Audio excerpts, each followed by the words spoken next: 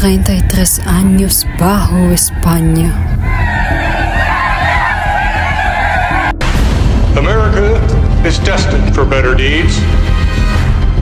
It is our unparalleled glory that we have no reminiscences of battlefield.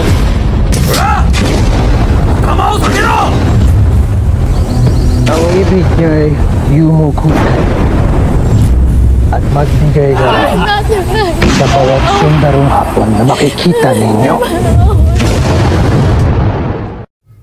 Sa wakas, kayang mag-ibig kay masagsinahanan, alam ng puso sa titik mo'y buhay. tunay nga bang tayo ay malaya na sa sigalot?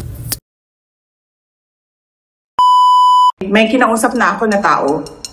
Sinabi ko sa kanya, kapag pinatay ako, patayin mo si BBM, si Lisa Araneta, at si Martin Romualdez. No joke. Ganyang kriminal na pagtatangka ay hindi dapat pinapalampas.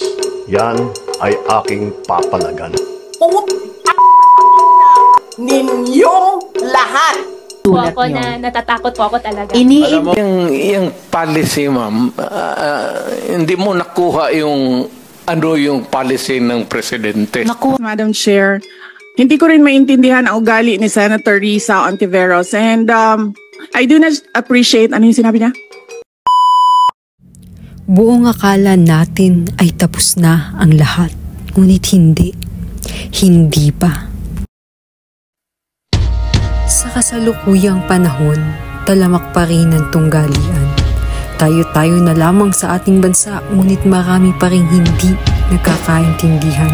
Magkakaibang opinyon nag-uudyok ng paligsahan. Makapangyarihan laban sa makapangyarihan. May hirap laban sa mayayaman. Ano na nga bang ating kahihinatnan?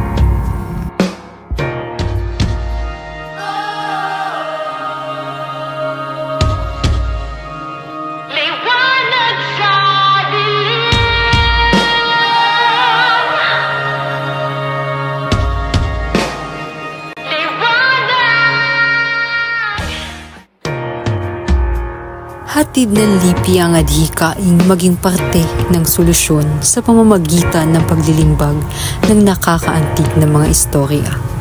Dugot pawis ang aming inilatag upang ipahatid ng mumunting mensahe sa madla, maging sangkap ng kaalaman at mag-udyok ng kabatiran.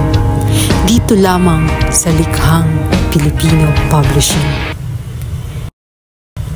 Tinta ng masa, hatid ng media. Isigaw mo sa hangin, tumindig at magsilbi.